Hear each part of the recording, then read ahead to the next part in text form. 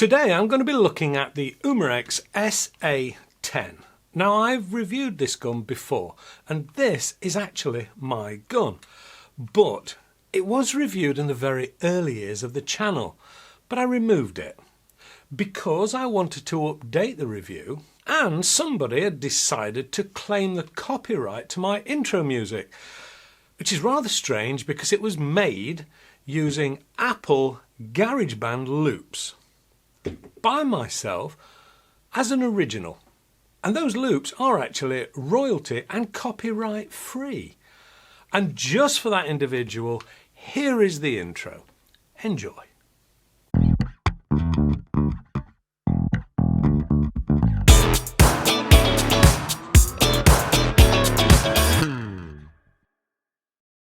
Hello and welcome to AAR On Air, the Umarex SA10 then today. Recently I met a lady in Draper's gun shop who thought this was the best gun she had ever owned and wouldn't ever want another gun. She was totally hooked on it. I would agree with her in part. This is a great gun and has so many well thought out features to it. But as to not wanting another gun, well, that's like only watching films with Kate Beckinsale in. Okay, bad analogy, but like many others, I just can't get enough of them. I'm back talking about guns now, guys. Keep up. Why do I like them? Because there are so many options out there, enough to satisfy everyone, surely. So, what is so special about this gun? Let's do the walk around.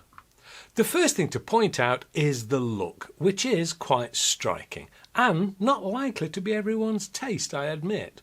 Personally though, I like it, and evidently so did the lady at Draper's. Can't fault her. The striking part has to be the gold barrel that shows itself through the cutouts in the metal top slider and becomes more evident when cocking via that top slider. The gun is not a lightweight. It tops the scales at 864 grams. It's also not small in the hand at 230 millimeters long. The trigger pull weight is about 4¼ pounds. The bottom half, grip and trigger guard are all plastic, along with the trigger. The trigger itself incorporates a safety built into it, and that complements the slide safety on the left hand side, which can be operated with the right thumb if you're right-handed. Not so good, I'm afraid, for the lefties. The grip, however, is ambidextrous and very grippy due to that stippling all round it. I personally find the grip very comfortable. The sights are open, front and rear, and sadly non-adjustable, but the rears do have dots on the back to aid sighting. I fitted this one with a laser, which can be fitted very easily to the bottom rail, and if you don't want this, there are lots of other toys that can be fitted to it as well. The end of the barrel is threaded and has a neat threaded cover, so there is a silencer option. But be warned, this is not standard thread, so you won't be able to fit your standard silencers that you may have lying around. The gun is field strippable and is a very simple task. First, remove that said silencer thread cover, then turn the lever on the left hand side through 90 degrees. Pull back on the slider, lift the back, slide forward, and it's removed. Whatever you do, watch the spring on the front, that it doesn't fly off somewhere never to be seen again. Refitting is simply the reverse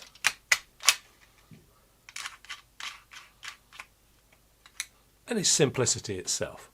The main point of interest of this gun is the dual fuel, so to speak, because this is capable of firing both BBs and pellets. And yes, it is still a capable blowback. The magazine is released using the button on the side of the grip and drops out to reveal a weighty magazine itself. It is pretty unusual. It carries the CO2 as well as 4 lots of 8-round magazines. Loading the CO2 is very easy and requires no external hex keys that can be lost at a later date. There is a neat spring-loaded screw head on the base of the dropout magazine. Simply drop in your CO2 and tighten. As we've already said, there are 3 pellet 8-round magazines and 1 8-round BB. They're not too dissimilar to the standard Umarex items, but not the same, so don't get them mixed up. Now, they have really thought this design out though, because the holders for the magazines also help seat the pellets correctly. Let me show you.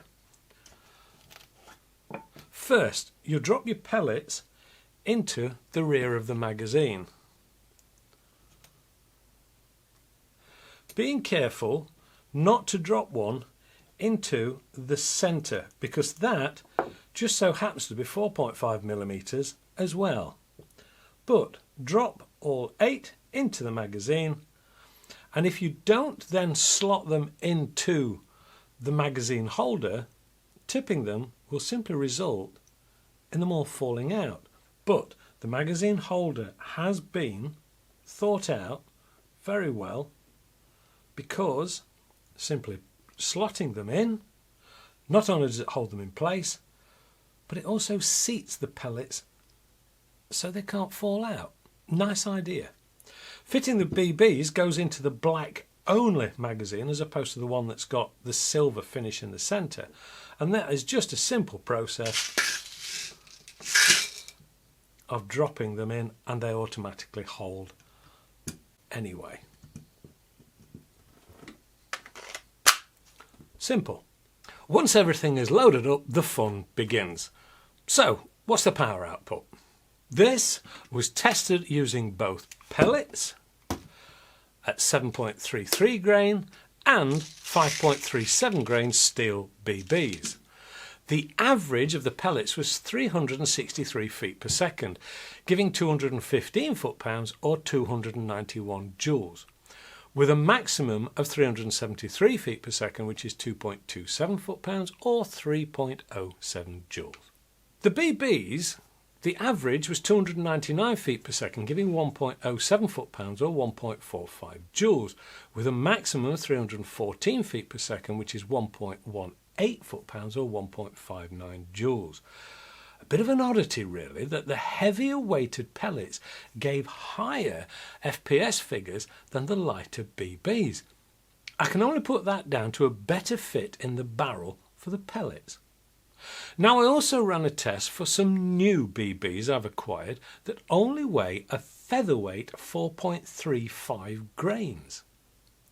Now, this review can be seen by clicking on the link above. The results were very interesting and pretty revolutionary BBs to boot. If you haven't already checked it out, I suggest you take a look. They are a lightweight BB that disintegrates on impact. Quite revolutionary.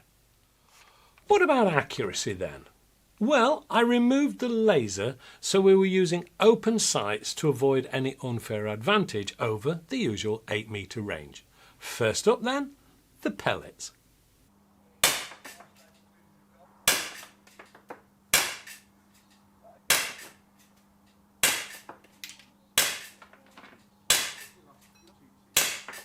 Now the BBs.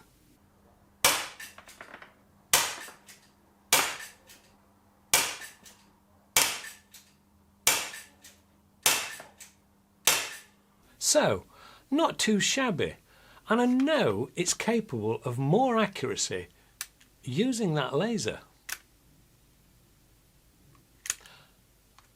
Let's take a look at that blowback action.